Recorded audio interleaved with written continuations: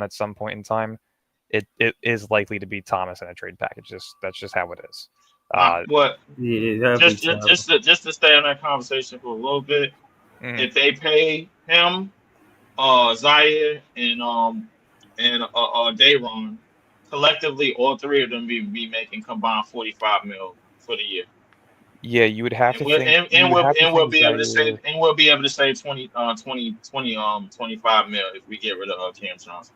Well, we have to use 90% of the cap, right? So I believe we have Yeah. 45.2 million in cap space currently. Mhm. So if you get Thomas back Right. on that 20 million, if you get Sharp back on that, 8 to 12 million, you get. I don't think they're going to bring Zaire back, unfortunately, which sucks because he was my favorite player to watch this Yeah, year. but what? But whoa, why not? Why? Because I like Zaire Williams. I don't see why. Well, Because They is it y'all Drake gotta. because Powell? y'all They because they they, Is they it Drake Powell? because y'all want Cam Thomas to get the rest of the No, no, salary. That's no, what no, No, no, it's, no, it is. no, it's no, not no, even no, no, that. no, It's no, no, not no, even no. that. It's not Is even it that. Drake Powell? Is it Drake Powell? It's the combination of wanting to stay financially flexible long term while also giving some of these younger guys minutes.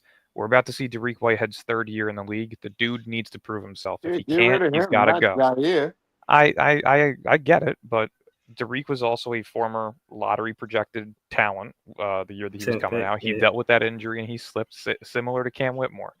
Um, and look how Whitmore's done in Houston. If Dariq gets an actual opportunity with some minutes, he's going to succeed or he's going to fail. But you got to figure it out first before you make a decision on him. So it makes sense to try and consolidate some of that money and save it for next offseason while also giving some of these younger guys real minutes, right? Dariq deserves minutes. He needs to prove himself. Noah Clowney deserves minutes. He needs to prove that he can stay healthy and develop some form of inside offensive game. You know, who knows if Claxton's here, but if he is, he's got to fucking show something. It's been 6 years. Sharp, hopefully he's getting more of an opportunity next year. You got Drake Powell, Demon, Saraf, Wolf that are coming in this year that'll be, on some pretty solid minutes. So they got a lot of youth to develop and see which ones are going to fit long term and which ones are going to have to get shipped out here shortly. Yeah, listen, Saraf is staying overseas. No, I don't think so. I like the fact that we got the 5 rookies now. You know what I'm saying? Because when I think about the rookies, I'm not gonna lie. Dariq Whitehead don't do it for me, bro. Like if they decide to move from Dariq Whitehead, I know that's your guy from Duke and whatnot, Dylan. But if they come off of him and give the minutes to Drake Powell, I'm with that. I kind of do want to see Noah Clowney come along, but I don't want to take away from Danny Wolf neither. But I do think they could share minutes. I think Dayron would be the problem in that situation where he would get his minutes cut. But who do you think that the Brooklyn Nets value more? I think they value Danny Wolf, prioritizing him. Noah Clowney because he can shoot the long ball. They like Dayron, but not more than they like Clowney being able to space the floor. That's how I feel like they prioritize. I agree in a sense. To me, I think I'm one of those people who really overvalue Dayron Sharp, and I can openly admit it. I just think that he has some of the best rebounding abilities in the league for the minutes that he's been provided. I think last season he took a major leap in terms of his floor spacing ability. The percentages aren't great, but for a big man and the fact that he was never known to be a shooter and for him to be able to actually pull out some threes last year, I think that was a great sign. And then also just the way that he plays within the pick and roll.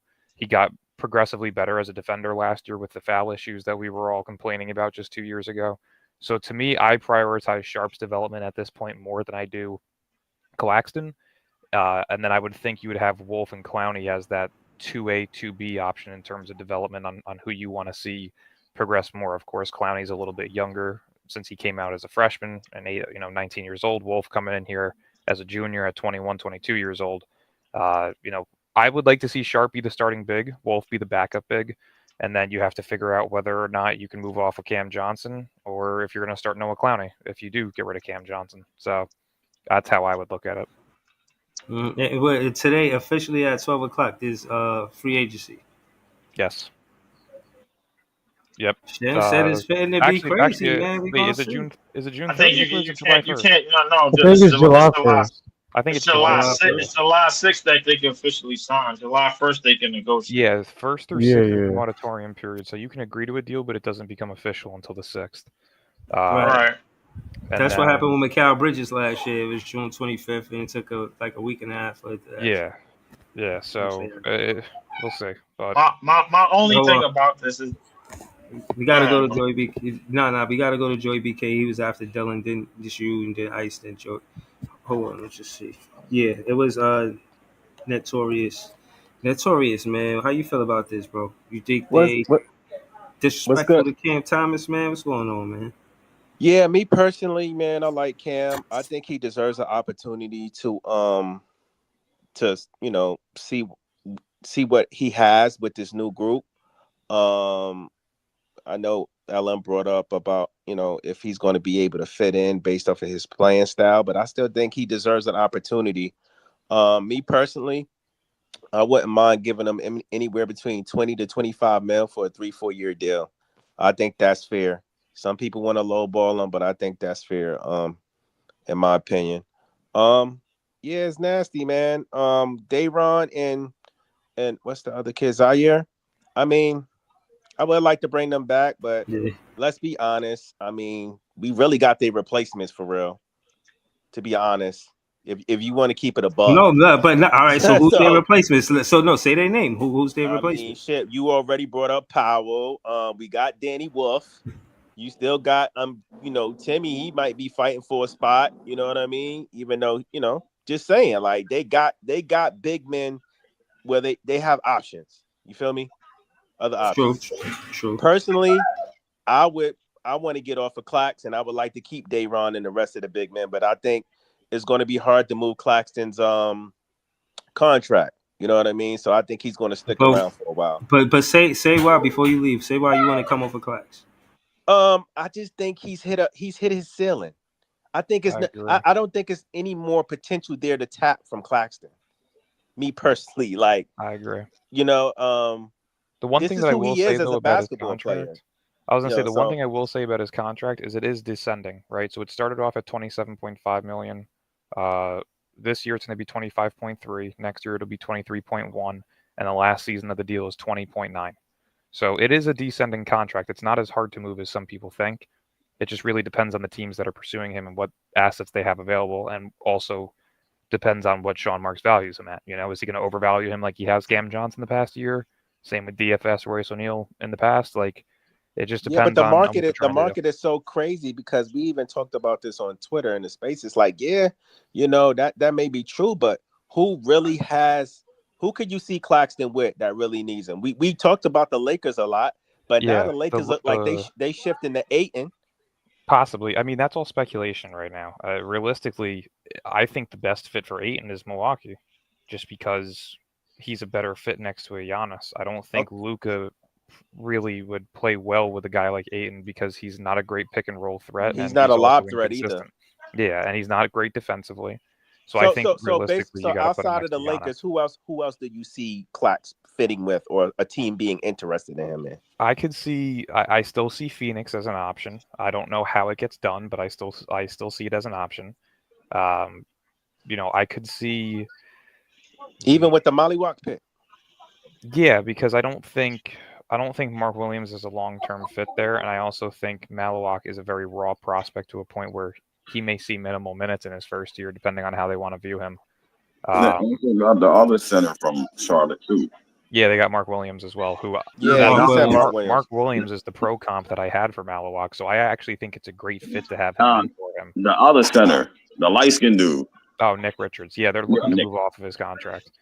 To me, the teams that are going to prioritize Claxton probably. I mean, Milwaukee can get it done. They have Kyle Kuzma's contract that they could ship off, and they do also have a swap first that they can give up and an unprotected first now because of the New Year's draft. Maybe Detroit looks into Claxton. They've been searching for a big man for a while as well. I don't know why, because I think Duren is more than capable, but I could see them doing it. Charlotte is another team that I could see potentially being like a sleeper for Claxton. They need a big man. They definitely could use one. Okay, I still wouldn't rule out. Charlotte got Cal Brunner. Let me ask y'all this last question because but I don't think he's a full-time we talk about everybody else's contract, right? But we don't talk about Zaire's, and everybody wants to keep Zaire. What are y'all willing to pay Zaire?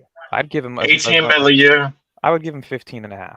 I think it's just above the mid-level exception, right? The mid-level exception, I believe, is between 10.4 to 12.6, depending on the team. I'd give him slightly above. I'd give him 15.5 on a 3-year player option deal. If he wants to opt out after the 3rd year or after the 2nd year, feel free. I feel like that's market value. That'd be a good price for him. All right. I'll pass the rock. You could go to Leaf. Go ahead. Well, Yeah, it's your turn. well, I ain't gonna lie. I've been looking at this website that got the projected Oh, salary. my fault. My Yeah. fault. It's Ice Cold. My bad. Oh, my bad. Don't Leaf. Yeah. No, I just call it the way I see it from who pulled up on the panel first. That's all. Go ahead, Ice. What you got on this? What you think about the contracts and all that? Shout to Leaf. Hold on. Shout to Leaf. He said this $2 super chat. That's his handle. Y'all could go to subscribe to him. God bless you. You could go to subscribe to Leaf to this handle right here. And it's COM. Come on, of course. Leaf 4788 on YouTube. Go ahead, though, Ice. Talk to us. I think they just waiting on the market to see who gonna make an offering for how much before they go ahead and throw him anything. You know what I mean? So I just think it's a waiting game. I think they're gonna give him an offer, but I just think they want to see who else. You know what I'm saying? What's the highest offer before they? You know what I'm saying? It's like, all right, we'll just give you this. Like, saying that's all I think it is. Money. So like, what about what I was saying about him just fitting with the rookies and being the best player to be with these rookies? Actually, no, he fit in. He fit fine. Somebody got to score. You know what I mean? It's not like we picked up any scores for real. You know what I'm saying? They moved the ball. Danny can score. Sarafa score a little bit, but they can't really score. You know what I mean? So you need somebody to score the ball. Like everybody talking about moving Cam Johnson because he's older, but still, you still need somebody to score. If they ain't got no shooters like that and nobody that's skilled, you know what I'm saying? They just gonna be passing the ball around forever. You know what I mean? That's what I was saying. Yeah, I agree. And there's no other team that can sign him. No team has the cap.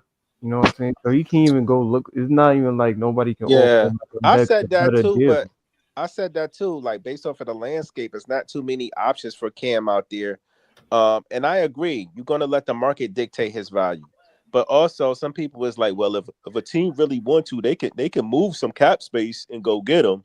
So just because they don't got it, that don't mean they can't make a couple of moves to make it happen. You know what I mean? So, but I really don't see. I don't really see anybody moving mountains to get Cam Thomas. No disrespect to the man. Don't be surprised if Ime Udoka and Kevin Durant do. Oh, Yeah, Houston? I mean Phoenix. Who you gonna start?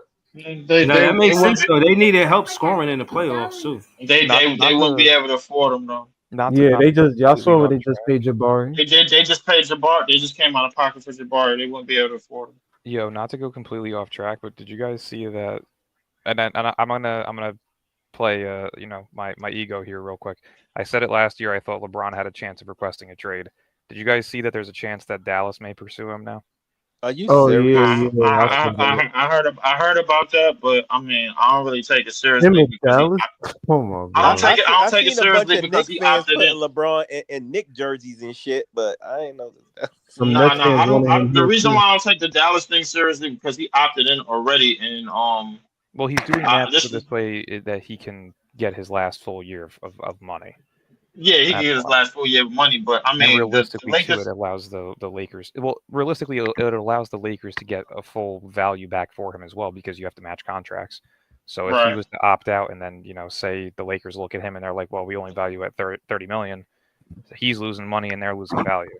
So it makes sense to opt in because now you're going to give it back. 50, but Dallas right now, if they was to go get him, they would have to trade somebody of an equal contract value right now. But like, I'm trying to find a package for it because it's interesting. He's been linked to them for a while now over the past 2 years. Right. I mean, I'm taking a look at it real quick. This should be his last year, bro. Like, LeBron ain't never opted into no final year, no player opt ever, bro. Like, even when he asked. So this should be his final year. It would probably have to be Klay Thompson, PJ Washington, and then two of either Caleb Martin, Naj Marshall, Max Christie, or Jaden Hardy. I mean, do they give up Lively for him? If you do that, let's see. If you right, yeah, if you if you do say that again, Dylan. You said this deal works. Klay Thompson, PJ Washington, Najee Marshall, and Derek Lively for LeBron. On the That's the whole team. Financially, it works. Yeah. No, I'm saying financially it works because I don't think they can trade Gafford now because he got extended. So Gafford got extended. Yeah. So so it would be Kyrie, Max Christie, Caleb Martin, Daniel Gafford, Anthony so Davis. I'm gutting major pieces on my roster, bro, for 40-year-old LeBron. Yeah, I ain't doing that. Come on, man. I mean, you also have to remember Flag's gonna be there. You got they would still have their mid-level exception, I'm pretty sure, so they'd still be able to bring in multiple pieces from that. They got league minimums. Realistically, if you have Cooper Flag, Anthony Davis, Kyrie, and LeBron, there's going to be dudes out there that'll come for a league minimum. You know, they could make that work. They are, but at the same time, and actually, that makes a lot of sense for the Lakers. They saved $7.5 million. They got PJ Washington on an expiring deal. They have a young they have a young center who's already used to playing with Luka. And then they get two great floor spacers, Najee Marshall and Klay Thompson. I don't hate that deal. I'm gonna be honest. I don't hate that deal, but I'm not in the business of making LeBron happy, bro. Like I'm a LeBron guy. I would love to see him walk off. I want to make his life as miserable as possible. Get him the fuck out of my league, bro. Like you think not at Ayton is on the market? They go after him. I just don't think Ayton fits with Luka. It really doesn't make sense for what they've been talking very highly about trying to find a lob threat big man and a guy who can also guard the perimeter. That's why they're getting linked. I think Ayton fits okay with Luka, bro. Like I don't think he fits the best with Luka. The thing about the Ayton and Clax thing, though, they wouldn't have to give up any assets to get Ayton because he's a free agent. Yeah, but if they wanted to play the cheap game, realistically, they could just go with Clint Capella and Brook Lopez. You know, so Ayton's going to demand some money. He's not going to sign for a minimum. So Ice, what was you saying before? No, I was saying Luka pick and roll lob threat. That's his game. Yeah, he don't do things that but Luka can drive and kick as well, bro. Like I think if the lob is not there, at least Ayton could pop the midi, bro. Like I mean, he got a great mid range shot. That's not what Luka needs, though. He don't. You know what I'm saying? He get in that space and pop the midi. He don't want you in the middle.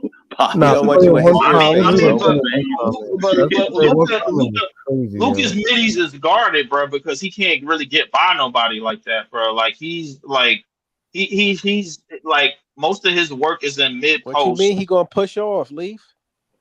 And he lost some weight too. He did lose some weight, but I mean, we seen this episode of James Harden before, bro. Like, come on, bro, nigga lose weight and then gain a little bit back during the season. We seen these fake workout videos. So, can I get back to Nets basketball? So I wanted to bring up something about the about Day'Ron and Zaire. I'm cool if they go, but as long as we don't just let them walk like everybody thinks is going to happen, as long as we get something back, I'm cool with it. Everybody thinks that Sean Martin is going to let them walk for nothing. Well, right now they unrestricted free agents, bro. So because the thing is like we didn't pick up their team option, so they could they've been being in the unrestricted free agent market right now. Cam Thomas is unrestricted because because the club option he waived. Claxton to the Celtics. No, bro. Why would we do that? We already facilitated the Porzingis again, bro. I'm not doing that. Yo, somebody said Cam with the Pistons. I don't think that would be a bad fit if Cam Thomas was with the Pistons. I don't know if the money would work, but Jaden Ivey's still there, so I don't know. Jaden Ivey's still there. Yeah. Jaden Ivey coming Unless back. you talking about him coming off the bench. And who do they draft at 37? I mean, who? I have no idea. I don't even remember. Who let me see. Let's see. They got. I'd be fucking sick if they gave me the second round. They got Chaz Lanier, so they did get a shooting guard. Oh, okay. Which is it's kind of crazy that Chaz Lanier, Janai Broom, and Sion James went before Cam Jones. That's crazy. Well, what's crazy about the Detroit situation is that Malik Beasley got jammed up, bro. So I don't know. I think they're going to pivot to Nickeil Alexander-Walker. They might. He might. They might do him like they did MPJ's brother, bro. Like I don't know, because Cam Thomas could take Malik Beasley's spot. I don't know about that. I mean, they still gonna know. They still gonna owe him money, obviously, bro. Like because he gonna need that money to get out of jail, bro. I mean, Does the team have cap space? I don't even know, bro. Like it's not a team that has the cap space that Cam Thomas is looking for, bro. It's you can't find me another team that's willing to pay Cam Thomas over $15 million a year. You can't. Yeah. So Bobby Marks just put it out there. Ayton's officially eligible to sign tomorrow at 5 p.m. Okay, all right, cool. So what I was about to go over was the contract situation. The in terms of the cap hold, bro. I put it in the I put the link in the chat a bunch of times already. I don't know if y'all clicked on it. So basically, under cap hold, bro. They got what we could sign Zaire for, what we could sign Dayron for. And since they unrestricted free agents, they probably gonna take a little bit less money than they do. That means that opens up our cap to pay Cam Thomas at minimum $15 million a year. Now if you add 15 and if you throw 12 from day one and then 18.4 from Zaire because he was a top 10 pick, that's basically $45 million right there. And you add on the I guess you add on the Danny Wolf for $3 million, Vincent Raff, who probably ain't gonna come here just yet for $3 million, Yegor for $7 million, Nolan Trayor for $4 million, and Drake Powell for another 3.4, bro. Like I'd probably say that's about another 19 million, close to 20. So realistically, bro, like I mean, if Zaire and Dayron is coming back for short deals, then it could work. But Cam Thomas, bro, like if I can't find another team to pay Cam Thomas over 15 mil, why the hell am I giving him 4 years? Why the hell am I giving him 3 years 75? Doesn't make no sense. No, it That's doesn't just make to sense. me, bro. I've been saying this for a while. It doesn't make sense to give him a long-term high-end contract because they're not fully convinced with him. He hasn't. We all have a general liking for Thomas. Like there's everybody here right now likes him at least a little, right? So last year he didn't play a ton of games. The efficiencies weren't great, and the years prior he really hasn't had much opportunity. They're not going to overpay for that. You know, I mean, the people that we get rid of. Hold on. It's fair to say that it's not to me. It's not about the overpay. You know what I'm saying? It's about if you're saying that they're building a winning culture. If they say that that's important, that's what the words that they said. You know, if that's what they care about, then for one, you show the draft picks that you just drafted, 5 of those guys, that you pay your draft picks. That's morale. The problem is too is Marks doesn't do that. We already paid Claxton. Where we seeing how that turned out. So yeah, but here's the problem. Look at the way that Claxton Cam Thomas ain't the same. Cam Thomas had a way better. He's not draft pick, bro. What you mean? No, I'm saying they not the same because Cam Thomas had a better career as the Brooklyn Nets than Claxton did. I can't really agree with that. I can't agree with that. Thomas has had 1 year to prove himself, and he played 25 games. Claxton was in the conversation. When you look at Clax, you could talk about his health and the reason why he didn't do it, but the numbers are easily there. But he was a deploy candidate at one point. You know what I mean? Like in terms of how he's impacted the game, Claxton has been more beneficial over the past 3 seasons than Thomas has been. Yes, he's definitely plateaued. Health-wise, I give you that. I'll say this: health-wise and defensive. Claxton has he's plateaued supposed to be there defensively of progression. I'll say that. Like in terms of progression, yes, Thomas has. Last year, I felt like Clax dropped. That shit he was 100% did. He 100% did. But that's why I'm saying he's plateaued in terms of his development. Thomas didn't have the games necessary to prove that he has taken the leap. So, want to know the real reason why Clax got $25 million a year? Even if that's the case, the dude Cam Thomas is still a draft pick, bro. What I was gonna say before is Clax. I'm just saying, like, pay him. You pay Clax, pay Cam Thomas too. Here, what I Show was going to say show. before is you You guys know were what I mean? mentioning draft picks and how you should value them and sign them.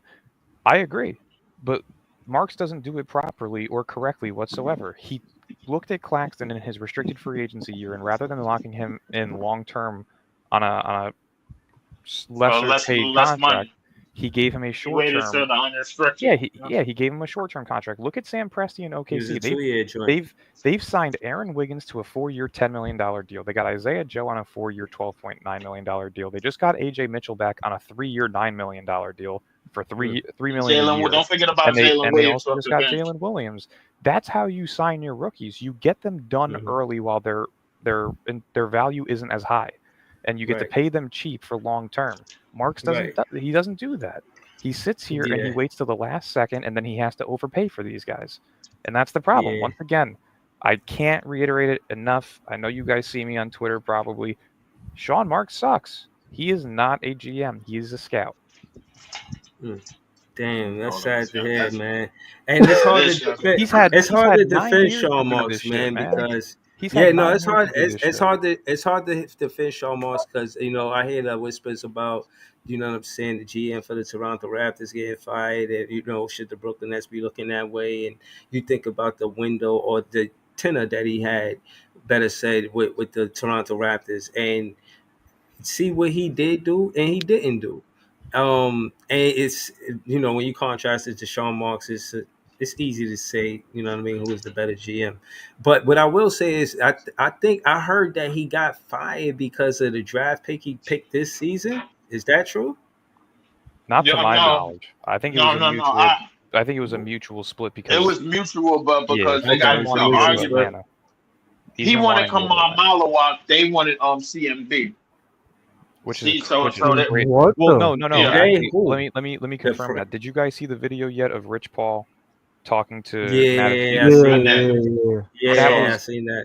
So it seems like Brooklyn and Toronto wanted Malawak, and they were told not to. That's what that looks like, because Brooklyn was specifically mentioned by Rich Paul in that video, and Toronto had strong links to him as well. So did New How much Orleans. power does Rich Paul have? The fuck? A lot. Yeah, like I don't Rich know. Paul runs the A lot. league. Like, Ace should have went with Rich Paul. He would have made it to Washington. Rich Paul Us sports runs the league. Us sports runs the league right now, bro. Rich Paul. I Yeah, think he they- represents. yeah, I they- think he represents the most players in the league. Yeah, he's the Scott Burrows of the NBA. He- Scott Burrows. he was owns shaking and 75% moving, of Like he MLB was players' in the contracts. mix. He need to get. He was in the back of the. Yo, He was and in got you a know GM. another thing. I wish we He had a was in the GM. back of the Real whip, quick, bro. you know how he got Need pulled to get too? his weak ass Hold out. on. You know who Hanson Yang? He's Hanson Yang's agent. Yep. And Hanson Yang went 16th in the draft. So yeah. I wish we just had a GM that was like, screw what you talking about, and just picked them anyway. My biggest problem is now I'm seeing reports that the Nets chose their picks based on character. I'm sorry, but fuck your character. That's crazy. You want to build this bullshit culture that you've been claiming for the past 6 years, and yet you've not made it to an Eastern Conference Finals. Fuck your But culture. yeah, fuck your he's character. what Go is it? get He's out. looking for. He's a jolly good fellow ass. Yeah, Like, yo, he's man. a stand-up community citizen. He is. Like, nah, I man. don't think this guy has Yo, four felonies listen, and we attempted murder need charge. If dogs, he scores bro. We 25 need. plus, get him. Oh, Michael Jordan used to get drunk before every game, going to court, drop 30. I don't give a Smoke crap cigars, about get hammered character, and bro. gamble. Yeah, I give really me don't. that. I'll take the degenerate that gives me 25 plus a game at an And all-star. give you Yo, 5 listen, they could put. championships for my Bruh, team. they could Like, put the hell? Al Bundy on this Actually. team, bro. Like, if he's hooping, bro.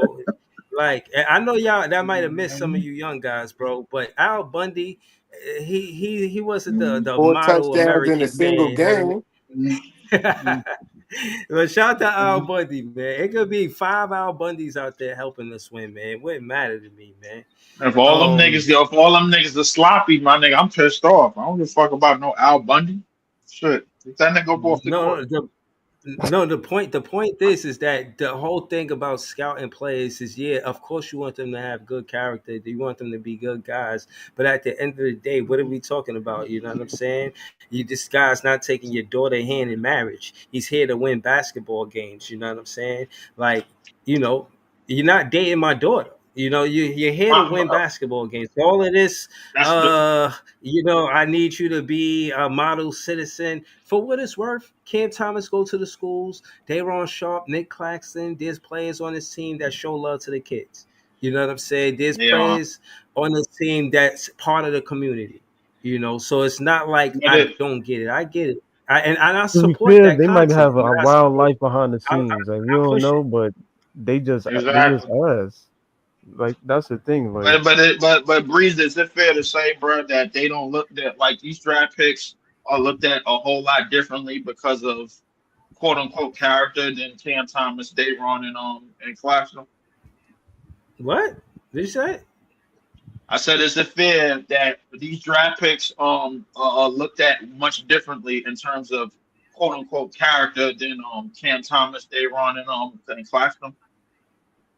Nah, I think Cam Thomas speak for himself, you know, and Day'Ron do too. Day'Ron, they say he light up the locker room. He the funniest, you know what I'm saying, the coolest guy in the locker room. Cam Thomas is more of it, always in the gym, and you don't hear him in no mess. For him to be 23, you don't hear him, you know what I mean, not where he's supposed to be with people he ain't supposed to be with. Anytime you do hear his name, it's through the Brooklyn Nets or it's through basketball. You know what I'm saying? So that being said, far as the media can't like mess with them, you know what I'm saying? They solid guys.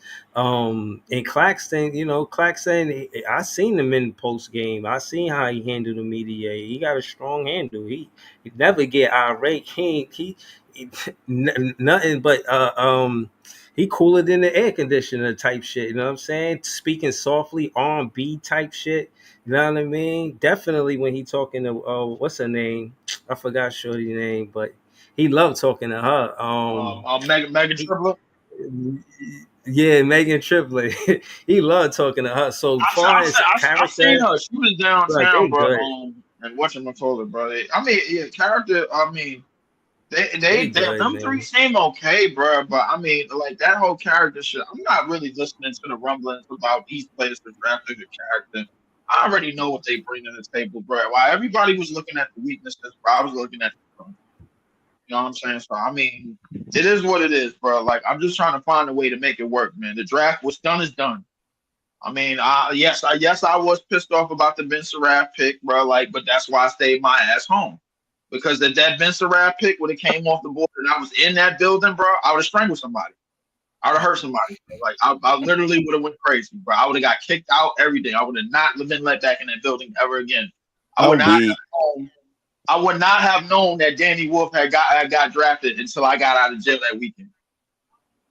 I wouldn't. That's why you should have chilled out, because the Danny Wolf pick would have mellowed you back out, man. It would have mellowed. I know it would have mellowed me back out, but the Ben Surratt pick, bro, would have extremely bored me over, bro, to the point, bro, where I would have raged, bro, because I seen Nets fans cheering for that pick. It was a roller coaster. It was like the Demon pick was a down, and then when the Trayor pick came out, we like, okay, that's cool. Okay, we could deal with that. Trayor is nice.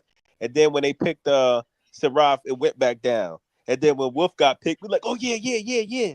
So it was like an up and down type the of Jago pick. I didn't trip about the Jago pick at all because I wanted him any fucking way, bro. Like I wasn't tripping about. I just didn't want to. It was a lot of Nets fans tripping about the Jago pick, though. You wasn't, but we needed a point guard, bro. I mean, at this point, I wasn't taking him at 8. I wasn't taking him at 8 either, about it because I knew that the Pelicans was gonna. I knew that Joe Dumars was gonna be an asshole and go pick goddamn Jeremiah Fears, bro. Like, and you already got Jordan Poole and you already got DeJounte Murray. You claimed that them two was gonna be gone probably midway through the season, and Fears is gonna have that. The bottom line is, Joe Dumars got put in position by the NBA to be in that. The Pelicans didn't need Fears, man. Fuck them, man. He's supposed to be in Brooklyn. Facts. That's a fact, bro. That's that. You know what that's equivalent to, bro? Steph Curry going before Jordan Hill, and I'm not calling Jago to men Jordan Hill, but I'm saying though, like that's ridiculous, bro. We all know Jeremiah Fears got the capability to be one of the best, to be the best player in this draft. The two players that wanted to make it here, somebody else took them off the board, bro. Somebody else took them off the board, bro. crazy work. Ace wanted to be close as possible. Yeah, I He think had Ace. two I think players- Ace was. he I had think Ace two was players virtue that for signaling. sure wanted to be here. The second that Danny Ainge said F that, bro, I was like, oh, this motherfucker. Did y'all see bro. on Twitter that they said Danny Ainge has some like handshake deal with Shit. I think it was Charlotte or somebody like that? Did y'all see that post? I'm gonna try to find it, but anyway, go ahead. One of the dudes that I be live with on TikTok, he told me that Danny Ainge basically called the Hornets was like, don't trade to nobody else, or else I'm going to choose your guy. I'm gonna pick your guy. He did the same thing for somebody else. I think it was Philly. So hold on. So hold on. Let me ask y'all this. Let me ask y'all this. In that scenario, what Sean Marks should have did? And yeah, let me answer the question. It's a rhetorical one, and then I want to go around the panel. Is just because we critique him a lot, like what you would have did. You know, this is this part of the show. What you would have did on the day of the draft? Real quick, Breeze. I posted the link. When you get a chance, pull it up. It's really interesting. The Danny Ainge shit. But look in the chat. Okay. On the day of the draft, I'm not gonna lie. I like what they did. Now that what's done is done, but then being at the draft, I would have tried to move up for Ace and Fizz. Right, being at the draft, I would have tried to move. I would have tried to move up to Ace and Fizz. I would have. That's no lie. I like y'all know. Listen. That's congratulations to everybody that went to the draft. Shout out, man! But I did not belong in that building, bro. No, you and Breeze would have been on the same timing. I'm only on the same timing, bro, because I'm in the comfort of my. I'm only on the same timing, bro, because I'm in the comfort at home, bro. Like, but if I was there when that Ben Surratt pick got picked, bro, I would not have made it. Even though we had a pick right afterwards, I would have went crazy.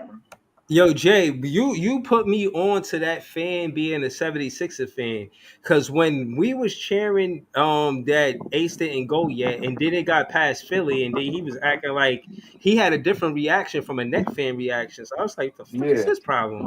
And then I found out that he was a 76er fan. Then I said, oh, type shit, it makes sense. Yeah, but before that, I was like, who the fuck is this guy? You know what I'm saying? But they missed. It was a lot of different fans from different teams in there, man. A lot of different fans from different teams. Listen, bro. Look, I want to listen. Hold on. I want to ask Dylan too. Dylan, what you would have did, Dylan? Like, what if you? I know because you always got a lot to say about Sean Marks. I just want the panel to know. Let them know that, you know what I'm saying. He heavy on IG. I think like 20,000 I'm closing it on 21K. Like yeah, we're about 70 off. Yep.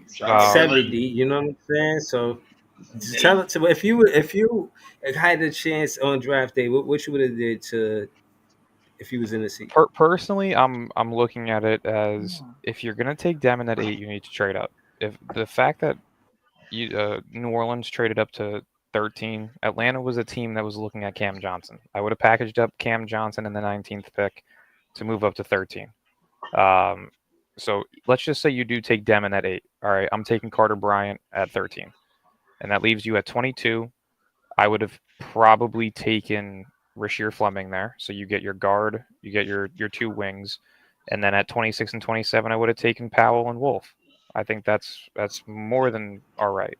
Because what about so you would have had 2 lottery picks. That's what you would have did different. You would have had 2 lottery for me was mandatory for this to be a success, which is why I already dropped it down to a C. Where was OKC at? Because it was stated that OKC was trying to get Demon too. Yeah, they were at 15, which is why. Okay, so we would have jumped them. So we would have been. But they got Topich. Why would they try to get Demon when they got Topich? Because Sam Presti's because they don't fuck with Topich. Sam Presti's a terrorist. He's a fucking demon. You know what's crazy, bro? Ain't Sam Presti a free agent after next year? Nah, he's gonna get a fucking extension. It doesn't matter. Yeah, but right. No, I don't hate the Traore pick. I think it's a really good pick, and that was where I was gonna piggyback on a secondary option. If you would have taken Traore at 19, I would have taken Malawak at 8. I would have traded up to 13 to go and get Carter Bryant. So you have Malawak and you have Bryant. At 22, I do think Traore is available because if you looked at how the board was falling, you had Traore, Jace Richardson, and Yakachonis available at 19. Well, how was we trading up to 13 and keeping 19? No. I'm Yeah, saying I'm saying it's still the same trade. It would be Johnson and 19 to move up to 13. okay. So Oh. Nah, that so was so it would okay. be Malawak at 8, Carter Bryant Yeah, at play that 13. link, Breeze. Malawak at 8, Carter Bryant at 13. And then if you looked at how the board fell at 19, you had Traore, Jace Richardson, and Yakachonis available. Jace didn't go until 25. So realistically, Traore could have been available there at 22, most likely. So let's just say that's the case. I would have taken Malawak at 8, Carter Bryant at 13, Traore at 22, and then at 26 and 27 again, Powell and Danny Wolf. I don't hate that. Or I would have probably taken Fleming at 26 and Powell at 27. So Right, I'm you gonna would ask. I'm have gonna ask Dylan this. I'm gonna ask Dylan this yeah. last question. Then we're gonna get to this content that Joey Notorious sent. Diego and Traore. What the upside? Who got what upside where? Like who's better? Is It's tough to say. Diego Demon was better one of my passer? favorite. Yeah, they're both high caliber playmakers. Demon was one of my top 5 favorite prospects in this year's class. Realistically, we knew we weren't getting Flag or Harper, so I'm not putting them in there. So to me, it was Ace, Fears, Malawak, Demon, and then Carter Bryant. Those are my top 5. So Demon's ceiling, I think, is very high. Yeah, I see him very similar to Tyrese Halliburton in terms of his vision. He's at 6'9". He has the ability to become an elite rebounder. You know, versatility wise, he's going to be pretty solid defensively just because of his height. So I like his upside a lot. I don't know if he's ever going to be considered an all-star just because of the inconsistencies offensively in terms of scoring. So that's why I kind of put his ceiling around the lines of like a Josh Giddey. If he can give you 18, 8, and 8, that's a solid point guard to have as your franchise guy. I don't mind that. Right. I'm with you. I'm with you. I just wanted to ask that because I don't know, man. I just think that is a good problem, bro. And that's the thing too want with Traore.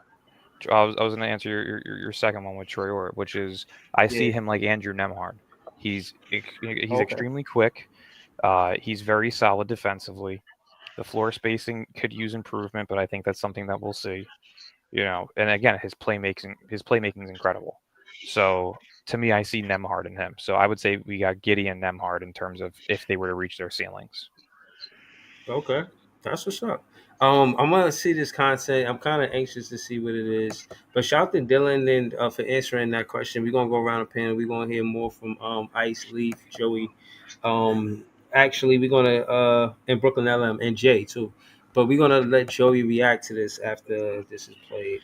Let's see what it is. Want to know what really went down with Ace Bailey during the draft? You got to hear this. I heard from a credible source that there was a deal in place pre-draft between Washington and Charlotte to get Bailey to the Wizards. Charlotte was going to take Bailey at 4. The Wizards were going to take Knepel at 6, and then they would swap player. This deal was done going into the draft. However, there was one problem. The menace Danny Ainge struck again. He found out about the supposed swap and decided to foil the plan. He told Charlotte if they took Bailey at 4, then he was going to take Knepel at 5. And because Charlotte really wanted Knepel, they backed out of the trade with Washington. Ainge, who wanted Bailey all along, bluffed Charlotte into taking Knepel so he could get Bailey at 5. And if you remember, Ainge has been known to do this before. In the 2017 draft, when he was the GM of Boston, he lied to Philly, telling them they had to trade up from 3 to 1 if they wanted Markelle Fultz. We later found out Ainge wanted Tatum all along, and he hoodwinked the Sixers into trading up from 3 to 1, and he acquired a bunch of assets and got the guy he wanted anyway. How did that work out for both those teams? Well, in this year's draft, he did the same thing.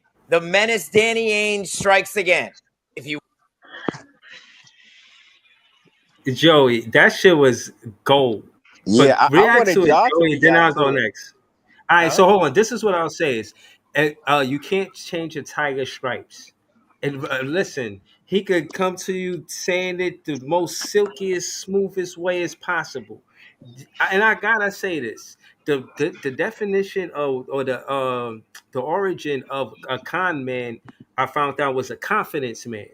A con man was short for confidence man. What he would do was buy your confidence. That's what Danny Ainge is. He buys your confidence. You know what I mean? And he has these situations he finagled to get the play he won. It's like 3 call Monty. You know what I'm saying, for Danny Ainge. And again, the key word that I heard is he strikes again. Tiger doesn't change his stripes. This is nothing new to Danny. This is something like that he practices with his brothers at the poker table or some shit. I don't know what the hell. Like, but yeah, man, that's my reaction to it, bro. I think Danny Ainge is just a dangerous GM, and he can't be trusted, man. He's slimy and slippery, man. He's a slippery guy. Pause. Slippery fish. Slimy and slippery, bro. Oh, hold up. Listen. Whoa, we talking about? This is gone way left field. But Joey, go to Joey. I agree with you. I can't trust. I never trusted Danny Ainge. When he was on the Celtics, he's the one that got our picks from Billy King, bro. Like, so I mean, of course we don't trust him.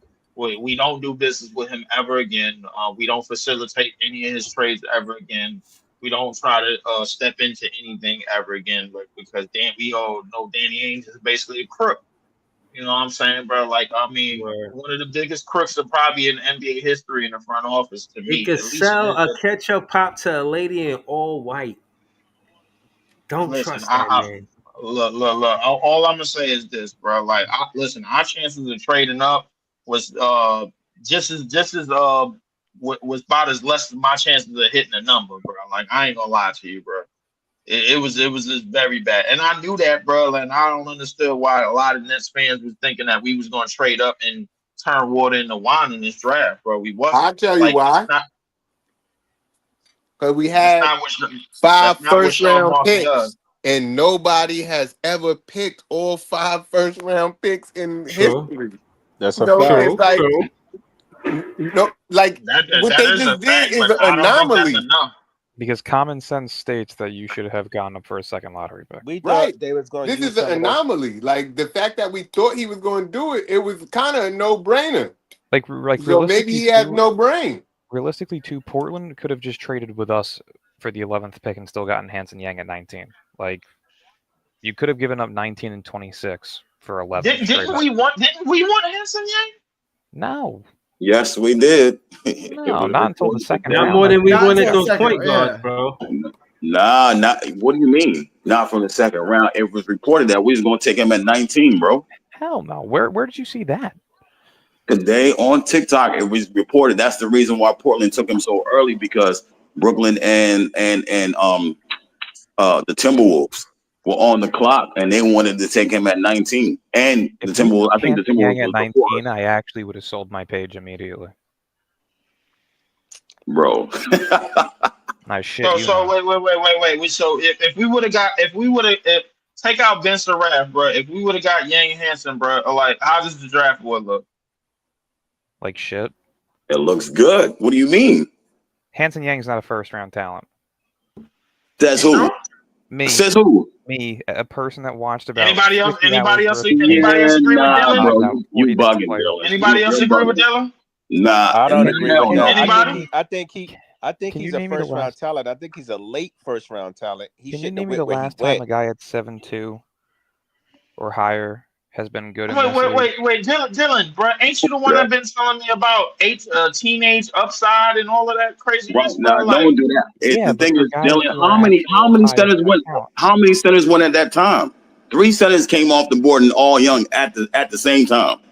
Yes. You still hold on. But hold on. Count that stat though. How many centers went in the first round? You had how many centers? Malowa, Queen, Sorber, Yang, 3, Beringer, Danny Wolf, Senge, and no, Senge's a forward. No, Senge is a wing. Yeah, and then he's a wing. Yannick Conan Niederhauser. Conan Niederhauser. 7 centers. That's 7 centers. 7. That's tough. Why? That's tough, bro. That's what I'm saying. I thought we was going to miss on Malowa, and we was going to get a lesser center, not lesser. I don't know, I man. mean? Just make sure we get at least one though, center. because I was surprised that Reynard went in the second round, and I thought he Malowa went to Phoenix, bro. He got his own. He's older, bro. He's older. Man, by like a year or 2, man. It's crazy. Nah, Your then team decides your then fate. Hanson Yang is like 18 or 19.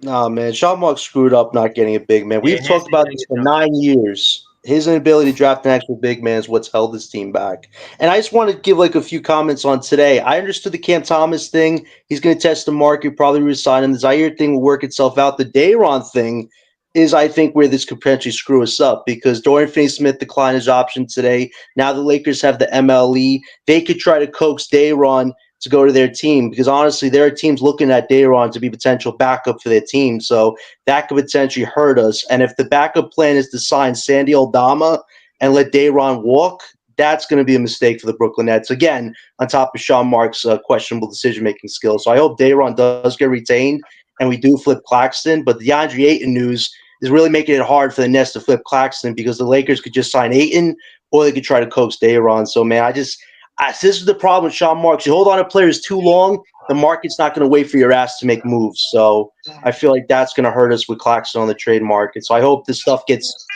solved as soon as tomorrow night because free agency opens up tomorrow night at 6 p.m. sharp. So I hope we start seeing a Thomas Zaire or Dayron deal at least tomorrow night or the following day at the very least. I hope. It's about to get interesting. Oh, it's very interesting. Now we have $52 million to spend. If you give it to Sandy Aldama, like what are we doing here? If you let Dayron go and sign Sandy Aldama, how are we building anything? We lost our backup big. We're stuck with Claxton.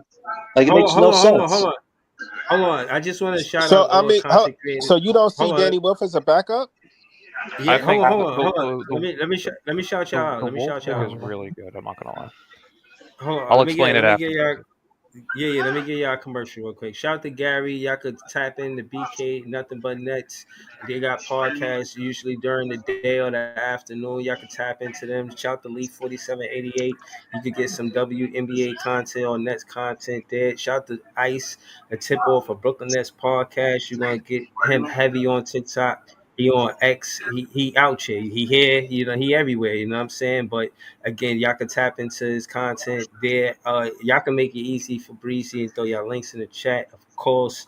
Shout out to Joey BK Notorious, he heavy on Facebook, I think Nets World, and also X as well, you know what I'm saying? Shout out to everything Brooklyn Nets, John. If there's something about the Brooklyn Nets, he gonna be there. Shout out to Dylan, heavy on IG. He on YouTube and X2. I don't know if he on TikTok. But you know what I'm saying? Damn. Yo, Leaf, mute your mic, bro. It's very loud. My bad. I do it for you. And then you know what I'm saying?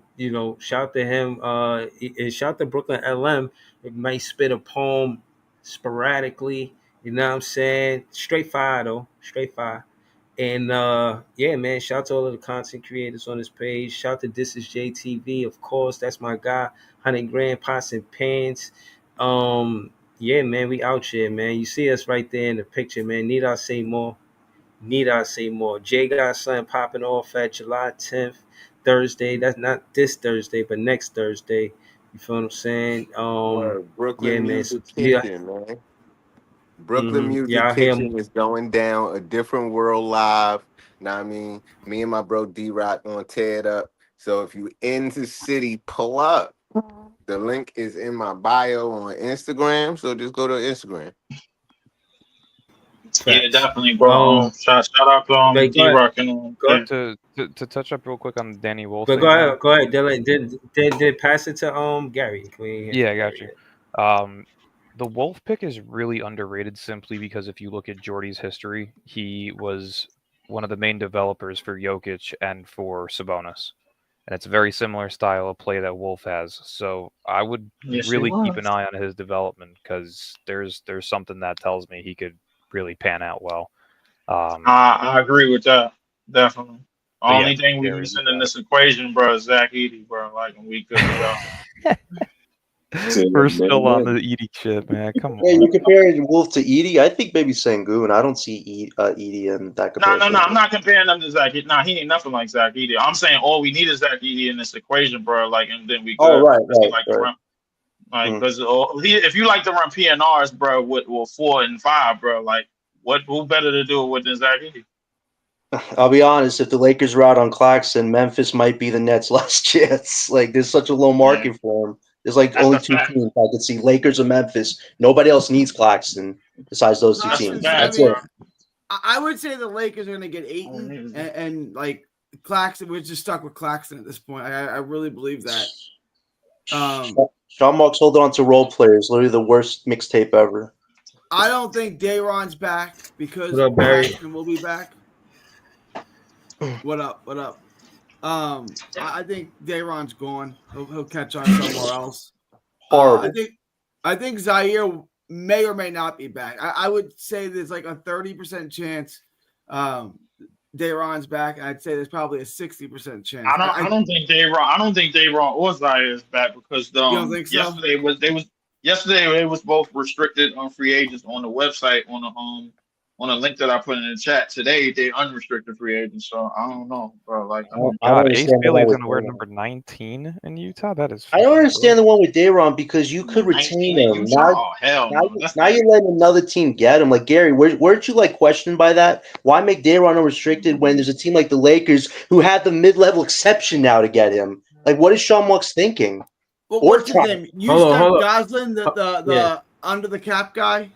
He said that the Nets could potentially save $14 million in cap space by re-signing him on the open market as opposed to getting him the qualifying offer. That was what he reported. I don't fully understand that. I didn't fully follow that, but that's what he reported. I don't think. But what did you? But my question is to you, outside of the money, and that's trying to figure that part out, just the basketball side of it. Do you think that Cam Thomas is a good fit for these rookies? Where he's at in his career and what they're trying to do as far as player development, how do you think that he plays with them as teammates? He's the only one that they can get the ball to, right? I mean, look, this draft class is so bad and so weird. Like, you can't play these guards together. You can't play Trae and Yegor together. They both can't shoot. You can't have them both on the court at the same time. So you're going to have to do like line changes like hockey, give every point guard, 13, 14 minutes, whatever it is. It doesn't make any sense. And like Cam's got to be on the court because he's the only one that can create his own shot. I don't think it's the fact that Yegor can't shoot. I just think that he's inconsistent in shooting. Like, can't shoot to me is like. And he improved. He's gonna have like. I don't mind any of the pick on their face. It's just the combination of all the picks and picking 5 times that made no sense. Like, do you really even want 5 rookies? And 3 of them play the same position and aren't shooters? The whole thing was weird. And then, like, I think you're definitely losing Dayron, and you're losing Dayron to keep Claxton, right? And it makes no sense. Makes zero sense. I said a year ago at this time, you have to fire once they got the picks back for Bridges, the Bridges pick and the picks back from Houston. You have to fire Sean Marks right now. Just fire him right now and just bring somebody else in because you couldn't let Sean Marks do this.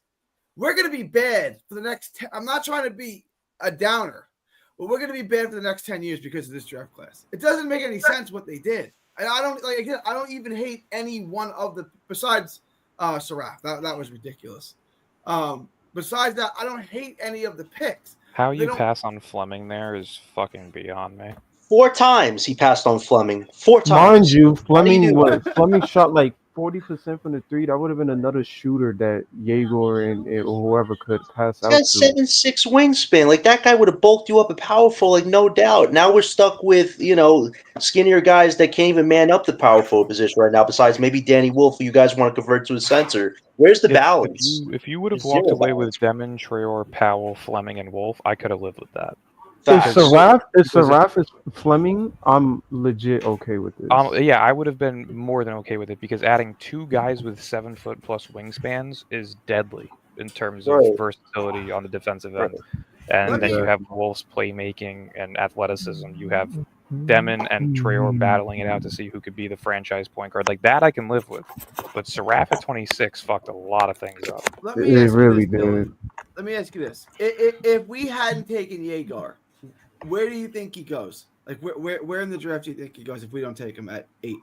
either Chicago at 12 or OKC trading up. Like, could we have traded up? Could we You have think he traded goes up to before Carter Bryant? Potentially, just because there were. I know there We were some talked teams about that that were eyeing him. earlier, didn't you, Dylan? You said you would attach the CJ pick to Atlanta to get to 13 to pick Yegor. No, I said that if you were going to really stick and feel that Demon was your guy at 8 because he wouldn't be there later, I would have traded 19 and Johnson for 13 and gotten Carter Bryant. Okay, that would have made sense. And even then, if you go Malawak at 8 and trade up for Bryant at 13, Traore is likely there at 22. Can I be honest with y'all? You had Traore, Yakachonis, and what's his name? Jay's still on the board. I'm not going to say I don't like Yegor, but I would have been perfectly fine if we would have picked a big man, let's say Malawak at 8, and then pick Traore as the first point guard. I would have been cool with that. And then get Fleming and a big. Like, you would have won the draft. But that's what I'm saying. If you would have taken Malawak at 8, I think we could have traded in at 13 or something and then drafted Yegor. You would have walked away with Malawak and Yegor. Right. Because I kind of feel like Traore is going to be he's going to be better than Yegor, bro.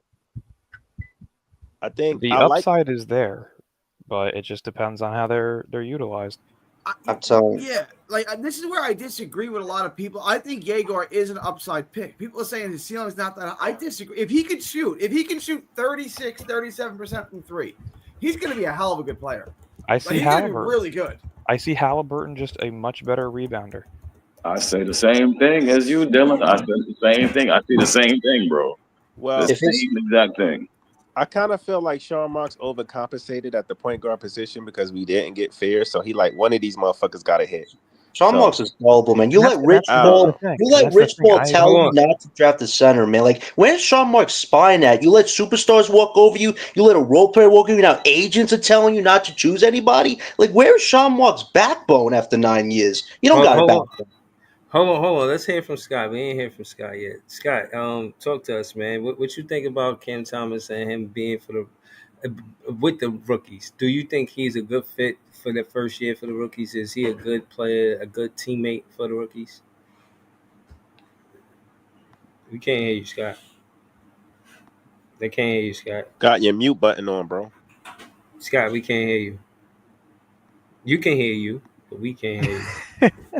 Nah,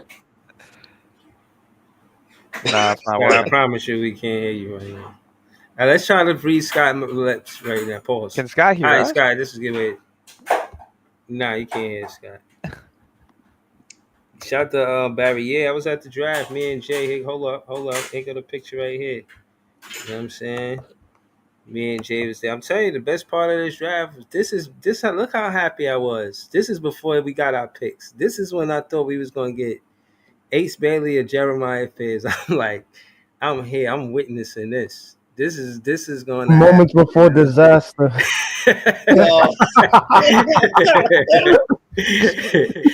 like, now that should be the title of your next poem, LL. That should be the next title of your poem. Seriously, I had nothing but exuberance in my. I was look happy, man. Breezy got an echo, Breeze. Yeah, I don't know. That's not me. Hold on, let me see if it is me. Scott, that's you? Yo, y'all hear me? Yeah, you good now. Yeah, that was Scott. Probably got his WBLS mic on, man. Yeah, but nah, man, this was dope, man. You see me and Jay in the building and met Gary, met Dylan. And Dylan is tall, man. Gary too, man. You know what I'm saying? I think they hoop too. I heard Dylan say he hoop, so I believe him. You know what I mean? He probably still hoop. I believe him. You know what I'm saying? These guys, they play basketball too. They don't just talk basketball. They play basketball. But I still gotta get the park highlights up. Okay. Yeah, I ain't seen no recent ones. So the ones you showed us was the high school ones, right? Yeah, though that was. Word. You ever recover from that injury though? Not fully. My ankle fucking cracks on command, so looks like a softball's in my foot. But no, I can still hoop. It rolls when I walk down the street, but Yo, real quick, I just saw something on social media. They said nobody got any interest in Jordan Clarkson. That's wild. I'll bring him in. I'll That's a bring 6 Jordan man right Clarkson. I'll there. bring him in. Let's bring him in. Let's put him and Cam together. Come on, let's do it. Let's go. What? We got the money. Let's bring him in 1 year deal. Bro, no, hold on. If they want character guys, like the fans will love him because he like Snuffleupagus, man. He ready to fight all the time. But at the end of the day, Sean Marks ain't going to want that. They want a gentleman. You know what I'm saying? He's They not want a somebody. Gentleman. Oh my a gosh. 500+ hour community service guy. You know, Kobe he's not signs off on Clarkson. He's not a Kobe Boy said that Scout. Clarkson was the hardest worker with him. That's so hypocritical considering he traded for, Ben Simmons to pay the guy $100 million not to do anything. And he talks about good character. Sean Marks is a hypocrite. He's a hypocrite. Good character for Sean Marks is dudes that suck him Come off. from Australia. Whoa! I think what Well, just Cam happened? Johnson sucked him off for a contract. on Pride Nick Weekend. Claxton got a bag. Yeah. Give him the goods, and then he'll say you got character. There you He go. likes Boy Scouts. Yep. Listen, oh my God. Listen, that's what I'm saying. Like this whole thing about character, like you want them to be, ready to sell, like I don't know, cookies. You know what I'm saying? Selling cars and shit, and they are like Scott Shit, if they're Brandale selling Samoas, then yeah, selling but if they're Avis selling cars Fenway, and get the shit. fuck Like outta here. rent here, rent that Avis, and like that's what you want them to do in their space. And nah, they want to play video games and I mean, go to Golden Crust, man. Stop playing. It is what it is, man. Scott, talk to us, man. You there, what's Scott? up? Yeah, I'm here. Scott, I'm here. What's up? How you feel? How you think the Cam Thomas fit with the rookies? I like Cam Thomas regardless of who's playing with him, so it don't matter. But yeah, I think Igor he can turn into something special if he can shoot around 36, 37, 38%. Listen, this is what I'm trying to say, Scott. All of these playmakers, who's going to help them make the play? Cam Thomas. Like, if it's not Cam Thomas, they just going to be passing it to each other back and forth. Like, who's on first, man? I think Cam Thomas. What I was saying from the very beginning, they need a point guard. They know they need for Jordy to run his system. He need a point guard he can trust. Point blank. I think everybody is like the wings, the center. I get it. You got 5 picks. You would figure you can try to reach and got. I think Danny Wolf is a nice stretch 4. But hey, look, some people feel like that's not enough. You need 6 you need 4 excellent picks. And we know that not all of it is going to pan out. So, Yegor is probably, after Fierce came off the board, that was your best point. That was your best stretch 2 or stretch 1 or whatever. He's a tweener that you can run the point with. I don't know what Jordy. You called Yegor a tweener? Yeah, he's 6'8". Come on, he should be able to rebound. True. He should be able to rebound. He's 6'8". Play him at the forward. He's got to get a lot stronger. That's the thing. Yeah, of course. There's development in all these players. Most of them, I believe. There might be 1 or 2 that's not developmental in general. So what about Danny Wolf? You think you seen Juwan Howard play, right? Yeah. You think Juwan Howard can help Danny Wolf? Of course. I think Danny Wolf is out of all the picks, the most ready. Oh yeah, he's the upperclassman. Yeah, he's older. That's why he's been playing. Everybody kind of know who Danny Wolf is. So hold on. That's a good thing. I was surprised he was there. Is he the only upperclassman? Listen, everybody else is rookies. Everybody had they picks, and a lot of the middle first round. That was a jumbo mess. None of them picks were there. Rashard Fleming went in the second round. A lot of teams passed on him. A lot of teams passed on him. So it's something. I don't know what it is. I don't know what it is, but they passed on him. And there was teams that could use that wing.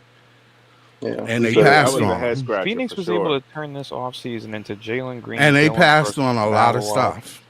Yeah, They we passed gave on a the lot of Suns. stuff. We gave the Suns a quick start on a rebuild. Like this is what's so bad about Sean Marks. You make everybody else's team better, and you make your own team not as better. Matter of fact, you trade and then move down to pass on somebody that probably could fill that same spot.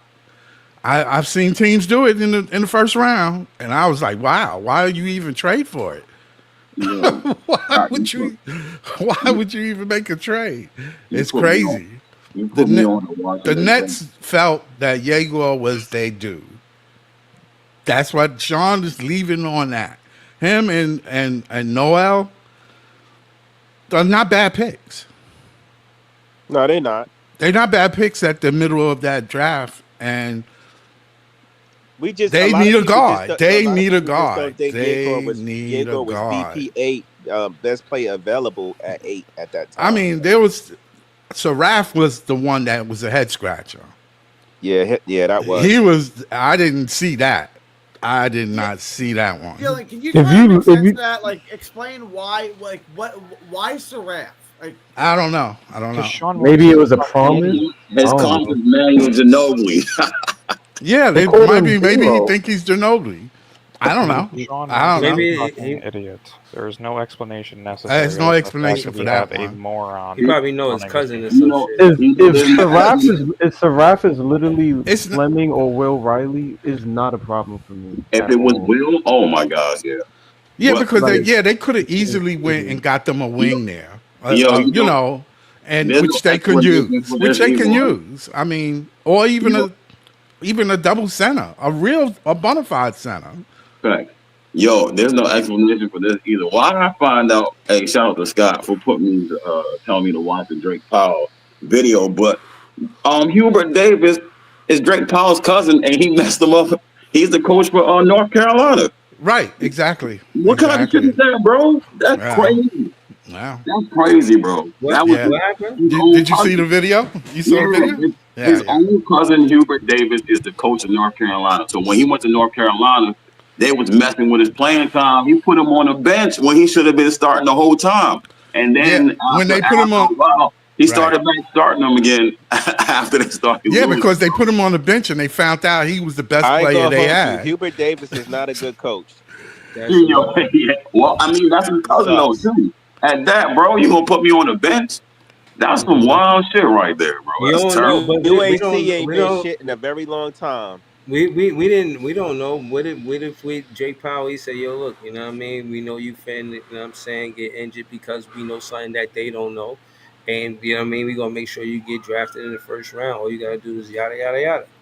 Or maybe he lost a spade game at last summer barbecue. You know what I'm saying? He holding that shit against him. Yeah, he got to pay up. Now, they had Drake going in the second round, and if it wasn't for the combine, he still would have been in the second round, bro.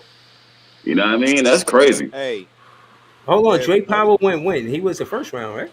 22nd. We picked him at 22. He was projected in the second round, but he did well at the combine as far as measurements and stuff like that. You know what I mean? But my thing is, you got 5 picks, and you figure that with 5 picks, you're going to try to move down, right? Nobody picks five rookies, but we don't know if somebody said no. Clearly, with Danny Ainge in front of you, there was some fucking trickery going on.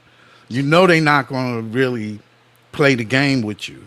So he, from what I'm hearing, or little words around and stuff throughout the internet, is that Brooklyn did try to move up. Something went wrong. I don't know what it was. I don't know what was said. Nobody really knows what was said. Danny, bro. The same. It just didn't happen. The same just didn't happen. Sean Marks can't be here. If Sean Marks can't get it done, then he can't be here. Let's get. Yeah, I agree. Well, you just like coaches, they come and go. Sean Marks will be gone before you know it. So, really, here's a stat for you, Scott. The 4 longest tenured GMs right now. Yeah. Popovich 1, Pat Riley 2, Sam Presti 3, and Marks 4. Yeah. But Three you know, have people. championships, one Those doesn't. are Yeah, but March Pat 4th Riley, Pat crazy, Riley man. ain't exactly got a great. Pat Riley doesn't Riley's got exactly have a. All A three of those yeah, he GMs he got has a championship. Yeah, All but three of that those guys doesn't have mean he's a great person. A lot of people Pat don't Riley like has Pat an auto Riley. pen like Biden. He fuck doesn't A that. lot of have people, question Pat Riley. So He has an auto pen like Question- like let's- Biden. even let's- amongst Miami fans, if you speak to them, they'll tell you. I'll question people's characters and what they make decision wise is after they win championships. Well- Until you win a championship, get the fuck off my team. Well, you can't. Nah, you can. It's been 9 years, man. There's no But more just excuses because you for this hire fucking- a championship to play Nah, championship there's no GM. excuses anymore for Marx. It's been I'll 9 be years. honest. I'm not making excuses for him. I'm just saying. Like realistically, Marx has had he rebuilt a team with no picks. He had a contender, blew it, and now he has a rebuild. And Well, I mean, as you of right can't. now, You this can't doesn't take look the injuries and the politics you- out. you You can't. can't- You can't sit you can't. there and say The that. Yankees got You that can't say shit that. removed. That the Yankees got COVID. What is it? Mandates uplifted within a week before the Yeah, season I know began. that because they got political pull. Well, Joe Tsai better get on his knees and do something to get some Yeah, political pull. Because well, the yeah. fuck are we doing? He had an opportunity, but he didn't speak up. He went the other way. I'll be honest. I'm surprised at the whole scouting department. We've been hearing that they have the best scouting, one of the biggest scouting departments in the whole freaking league, and this is what you come up with as a final result. I'll be honest. If Jordy wants to take over so badly and have his big stamp of approval, as much as we want to get down on Marks, Jordy put his reputation on the line. If he had a say in all this as well, he's telling us he can convert 5 rookies into solid rotation pieces. That's a gamble too, because Jordy wants to have a lot of influence. I don't think all 5 of them is going to be in rotation. That's I think No, it has to be. It has to be, Scott. I think It has the to funniest be. part about Bench all guys. of this, I think Nah, the funniest part about all of this was watching the draft and then them showing the room and Cy just looking freaking lost. Like, Yo, I want to throw a chair at LM. I want to throw a chair in there. I was They so about to get pissed, out like in they there, bro. celebrating like they just got LeBron in the draft. Like, That was like a frat party. I was watching a frat party on TV, man. Like they would dap each other up. Like, what are you celebrating? You got I 3 don't think it guards. was really that bad, but I mean, it could be worse. Nah. It could be worse. As far as in the moment, and you watching, and you Oh like, yeah. I was pissed. in the oh, I was we about to pissed. get- I was we about to pissed get with. Queen. Oh, you know what I'm saying? We about to get a Senge, and then you hear, Diego Demean in the moment. Yeah, you're A Brooklyn fan I literally don't- said, "Who is that?" I don't What's a know. Brooklyn I don't fan know say if that? Jaeger is a bad pickup, though. I really don't. He's know. not. It's just people is not. It's not. The player You're saying people is Queen. mad I don't about, know if Queen but- can even translate into Nah, the, in the Diego is not. NBA. It's not Diego. That's the problem. It's where. It's for a lot of people. It's where he was selected at. Right. But you got to remember, they only had 1 pick in the top of the draft. Once you get to 19, he would have been gone at before 19. We could That trade I him. can- I Scott, can Scott, we had listen, 32 picks. listen, Scott. What do you mean but you we trade up for? can't make a trade if nobody want to trade with you. He has assets, though, Scott. I You don't- said they that don't you didn't show care. Mark's excuse. They You have all don't this care. capital. Right? The They thing don't is, care. right, it's not They a, don't care. even if he went, come on. Even if Diego went 13 or whatever, you still had Traore on the board. You could have Yeah, but I don't think I think they look at Troy as a backup. Traore was projected top 5 before. Yeah, but he dropped all the way to 22. A lot of teams passed on him right. too. But the fact of the matter is, just you still had a point guard left. I understand. Diego wasn't the only point I don't guard think in the that. draft. I don't think they look at Jaeger as the point. I can get they 1000% do because he's got the best playmaking abilities and vision in this entire Right. class. Yeah, he I does. completely But He's a understand point why- guard. He's a I point completely guard. understand He's taking different. 2 point guards because you need to take 2 high upside point guards and see which one pans out. Right? I'm not Yeah. against that Thank you. decision. Thank you. That's what But I'm taking- saying. That's what I'm I saying. completely agree with that. But taking Saraf, I didn't like the Saraf. Saraf thing. That's was what horrible. lost me. If If you that- would have walked away, if you would have just replaced Saraf with Fleming, Right. this is probably a B. I can plus agree with you Right, with that. exactly. I would have been good with that, and I it would have could've been agreed a with that. B. I would have gave him a B got minus. Two, two wings and Powell and traded up. Fleming. You get I both, still would have then traded up you got though two for a point second guards. lottery pick to get Carter. If you could, You know what it is, Mark's. let's just say that word. If we could, we definitely could have. I really felt. I don't think it was worth it in the middle rounds. it was worth it in the early. If you say 1 to 6, I'd have gave the house to get one of them. No, that's think me. 2 lottery picks is more beneficial than 1. And a future one. And I wouldn't have given up the future picks. I straight up would have just given up Cam Johnson, the 19th pick, to move. If they didn't want Cam, yeah, you can put Cam out there. You can put linked to Cam. But a lot of times these links are not really pan out. They're a team in a weak Eastern Conference right now that can use some floor spacing. My only thing with Sean Marks is that he's not aggressive. Like, I don't think he's the type of. I thought that was aggressive. And make moves. Sean Marks is so aggressive, man. It might have been a bad aggressive. He just watches, and whatever falls to him, he accepts. Like, I didn't like the Saraf move though. Hold on, before I forget, I want to say, shout out to Bojan Bogdanovic. He retired, so shout out to you and everything you did for the Brooklyn Nets. Shout out to you in your entire NBA career. Great shooter. You know what I'm saying? Great guy. He's a jolly good fellow. He's a jolly good fellow. Did he play a minute for us when he got drafted here? Nope. That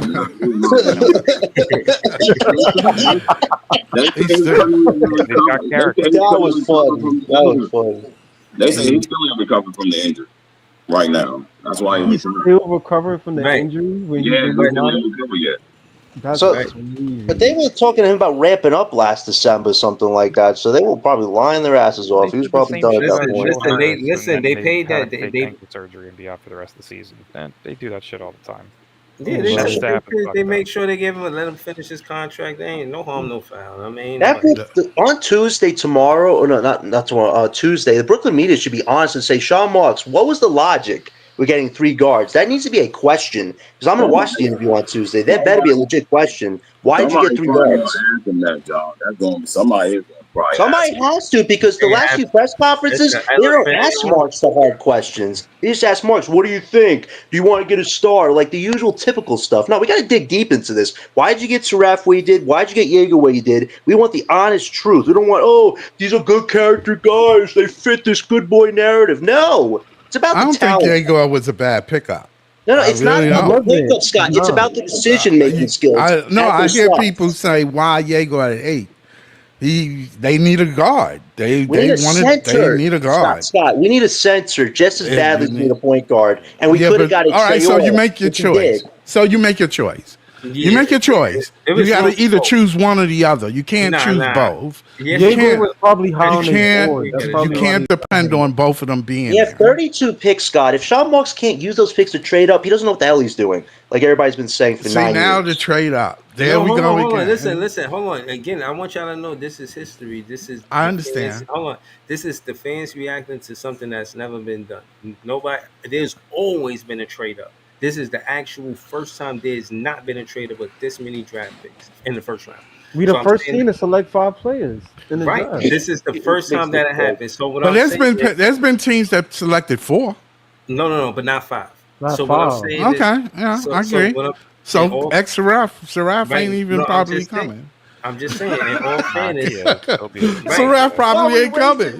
Listen. In all fairness, we don't know what he's going to do with this. We don't know if he'll package a Saraf and a Cam Johnson. Right, that's true too. That is true too. Like maybe this is just a precursor. Right, exactly. I agree, Cam Johnson, Ben Saraf for RJ Barrett right now. Yes, I would too. There's got to be a trade move. I would love. I would take RJ Barrett in a heartbeat. There's got to be a trade move this week. They have 14 players already, and you have 3 contracts to sign. There's got to be a trade of some sort. There's no way you can have all these guys on the roster right now. Just let this pan out. Just let it pan. Today's Sunday. Tomorrow Monday. Let it pan out. Monday, actually. Listen, hold on. Oh yeah, Monday. Yeah. Now for 9 years. Fans have to also enjoy player development side of basketball. Thank you, Breezy. Listen. Only reason why I say that is because when you think about the champions as of recent, it took 6 years since Shea was on OKC. It took 6-7 years for the Boston Celtics to win it together as a duo with Jaylen Brown and Tatum. It took about 6 years for the Denver Nuggets to do it. The only anomaly is LeBron and I think the Heat. You know what I'm saying? Or maybe LeBron and the Lakers. Any team he owned, whatever. You know what I mean? Even before all of the trade stuff, look how long LeBron was on Cleveland before he won it with Kyrie. That's true. That's what I'm saying. Like the whole player development side of basketball, fans got to be more open to enjoying that side. I mean, I've been on this side of rebuilding and player development. I don't have a problem with that. But don't fuck up the picks, dude. Like it's really not difficult to see what players fit with one another. Rasheer Fleming and Drake Powell would have been a great dynamic defensive duo. Grabbing Maloa, Demon, if that was your guy at 8, whatever it may have been, solid, good picks. Like there was ways to do it that were much better than the way that he did it. And I'm sorry, but if he was drafting best available and had Ben Saraf as his best available player at 26, I don't think he drafted that alone is that alone is a fireable offense. You had one fifth of the draft in your hand, and this is the best you could come up with. Listen, Sean Marks needs 50 voices just to make decisions, and even then, there must have been a voice that said, "Okay, nobody's agreeing, so I'll just pick somebody." Oh, Ben Saraf. Hey, there you go. This was the most expensive and largest scout team in the NBA this season, and this is what they came up with. Seriously. So hold on. Let me answer this question. We're gonna go to Brooklyn LM and Ice because they've been quiet and Leaf too. Then we're gonna go around the panel to everybody else. How important is the point guard position to building the championship roster? I'll start off and say essential. It's like an extension of the head coach. You need it needs to be your second best player for sure. If you look at the past couple of teams that have won championships, Denver, Jamal Murray was the second best player. Hold on, let me get there. So, and again, this is contingent on the finals prior. Just now, you had Halliburton. You see what happened when he left the game. They couldn't put up no points. It was just they went ice cold. And having droughts versus a good team, or scoring droughts versus a good team like the Thunder, you know what I'm saying, it's going to be tough to beat them. You know what I mean? And I'm saying that to say, Shea was healthy and he was there and he played and he got busy, you know what I'm saying? And he probably wasn't percentage wise, but he was very impactful. And I said that to say he's a point guard, you know what I'm saying? And a lot of times point guard play is contingent on whether or not teams win the championship.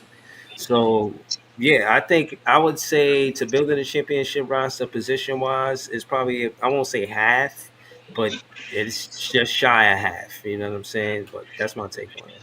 How y'all feel about it? Well, what was the question? How essential, because we be going back and forth about the center and the point guard. I think that the point guard is more important than the center.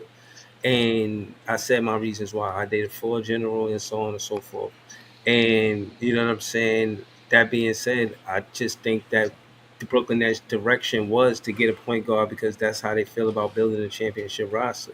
You see, we focus on the point guard first, and then after that, we, you know what I mean, sort out everything else later. But yeah, let's go to Brooklyn LM. How you feel about it? I want you to use the contrast to the Spurs because you say you like the Spurs too. Tony Parker, they got Castle, they got Dylan Harper, they got Fox. Like, what are they doing, bro? Like, they need all three of those guys. Like, come on. I mean, that's another team that's pissing me off, bro. LM, bro, it's time for you to go down there and infiltrate. Fox is getting traded for Giannis. I mean, I wish Brian Wright can give Sean Marks some tips on how to fucking build a getting team. traded for Giannis, bro. This I gotta see. No, next season, De'Aaron Fox in the package of like Sochan and somebody for Giannis, it makes a ton of sense. That sounds nasty. What they want, Giannis? That's what you think? That sounds horrible. San Antonio, hell yeah. I can see that. Hold on, wait, Dylan, bro. If you the Bucks, you co-signing that, bro? If you the Bucks, bro, I'm not co-signing that. That's crazy. You're not giving me De'Aaron for Giannis. No. Put yourself in the GMC, bro. Dylan, if you the Bucks GM, you signing off on that shit? Can I finish? De'Aaron Fox, Jeremy Sochan, and one salary filler plus 4 or 5 first-round picks. Yes, I'm doing it. I have no future picks.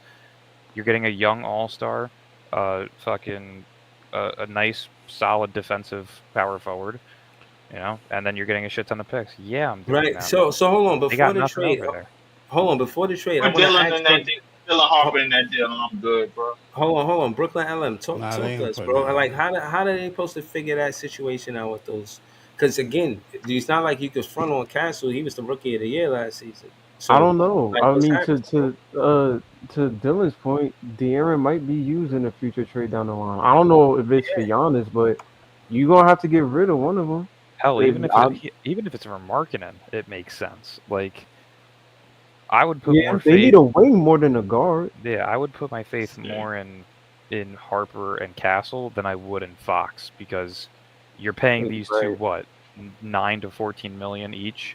You know what I love is Wemby don't want a man to paint. He want to be the help defender. He don't want a man to paint. So you got to get a defensive anchor. You need a defensive anchor on that team. That's why I think Giannis. I think our team is following not really the Indiana. Giannis man in the paint, bro. At this age, bro, like it's just like okay. I understand getting a point guard first, but at the same time, it's like, some people will probably go BPA. I mean, in a few years, we could probably look at this and be like, "Yo, maybe Yegor was the best pick for the moment." For the moment, yeah, I ain't gonna lie, LM, bro. Like, listen, that's the way I feel. I still think he's. I know you secondary Spurs, bro, but I'm highly disgusted at the shit I seen in the first round of this draft, bro. Like from a lot of teams, bro. Like it's a lot of teams that didn't need certain shit, and they said, "Fuck it, we picking it anyway," because another team might get it. That's just jealousy right there, bro. I agree. I'm still pissed at the Pelicans for getting free. I agree. I was pissed when the Pelicans needed. There's nothing else. Really no, they didn't need fair. He's going to sit on the bench. He's coming off the bench. What you already have is greed, bro. Like it's a lot of teams, bro. I'm even calling Dallas out on that shit, bro. Like look at all them fucking wings they got over there, and then Jason Kidd goes in the press conference talking about I want him to play the point. Okay. He can do it. I mean, he can kind of do it. Dylan, you a Duke fan. You supposed to co-sign that shit. I'm not mad at what you're saying. I'm not co-signing anything. If you just look at the way that he plays the game of basketball, yes, he has a point guard's mind. He does. You gotta peep this. You gotta peep the science to it. That was all sarcasm about Jason Kidd because Luka used to run the point, and basically he's saying like, "Yo, y'all just." With that trade had nothing he averaged to do 4 assists at Duke, and he wasn't even the primary ball handler. It was Proctor. Like Flagg's got a high IQ in terms of his playmaking. He's an incredibly is he comfortable? Averaging 4 assists at Duke, bro. That's not a flex. Hold on. He's a point forward. Exactly. I agree with Ice more than him being the point guard. He ain't gonna be a point guard. Well, we're gonna find out. We're gonna find out for sure. Stop. Yeah, we're gonna find out a lot. We're gonna find out for sure. Because I ain't giving him no break. I ain't giving him no break either. You playing with AD I ain't giving him no break, bro. Like I don't give a fuck, bro. Like y'all better be in the none. I got Dallas to be in the conference finals. I don't know about y'all niggas. None. Like, bro, I'm not giving him no breaks for that. No, not with all that heat that they bring in. If Jason Kidd think he can turn water into wine like that, ain't no problem. Show me. Show me, bro. Show me that he can do it. Show me. Fuck that Blue Devil shit, bro. I want to see what you can do in the NBA court, man. Because Duke was a great team regardless. Everybody on that team was decent. Duke literally had players on the bench that could have won in the first round. Yep. That's a fact. Literally. Facts. So everybody shined. Everybody on that team shined. It's just at Duke, bro. That shit is we're gonna find out. We're gonna find out who's who. We're gonna find out who's who. We're gonna find out. I mean, it does make sense because Kyrie is injured. Big Priest, don't pull up and do that like we supposed to be singing. We're gonna find out. Don't do that. Yo, Priest, bro, this ain't a co-signer hour, bro. You can keep that shit in the background, man. Fuck all that, bro. Like, we talking about Cooper Flag breaking defenses down and shit like that, bro, in the NBA. That's what I agree here. A point forward, a point guard is a stretch for me, bro. Yeah. No, I agree. I'm not gonna put him that. I ain't gonna put him as a guard. Who even gonna be at their point next year? Jason Kidd said him. Flag at the point now. Nah, Flag. He's gonna play the point offensively and play the forward defensively. It's the same shit as a point forward.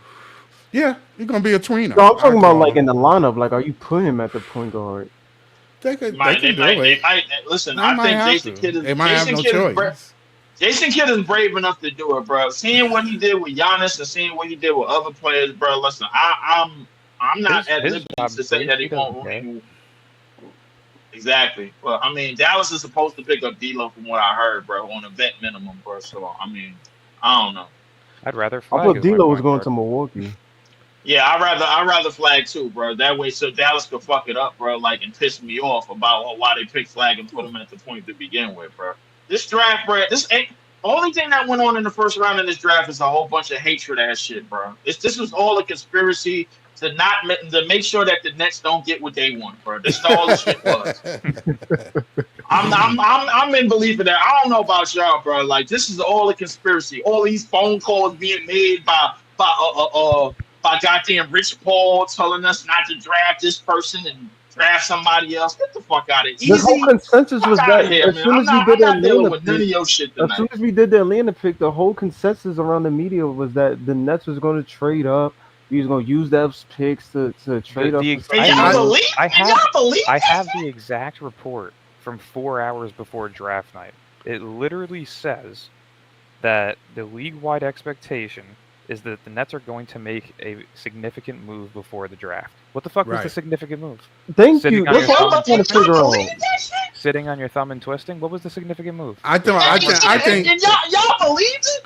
I think they wanted Ace. They wanted to move in and get Ace. They wanted Ace. Danny they said wanted no, Ace, man. And Denny Ainge said no, no, no. And he ain't said not on my watch. So that was the end of that. Yo. That was the end of that. Listen, That's the end of that. Listen, my thing is this. Danny Ainge is the guy in the alley selling you a Walkman, bro. Yeah, Not a broken one at that. Right. A broken one. I'll make it even worse, Breezy, bro. He pulling up to your porch, bro. He was like, yo, here, you want this? This the tomato pillar 3000, bro. This shit's still good, bro. You want it? You want it? I don't want it. No, seriously. Listen, I gotta close the show. I gotta close the show. But just know that Danny Ainge is he's a wolf among sheep. Yes, he is. You know what I'm saying? The stories. He's legendary, man. A wolf in sheep clothing, bro. That's what he is. Also, Ace Bailey number is gonna be 19. Yeah, if y'all want to part two, that's nasty as hell. Let me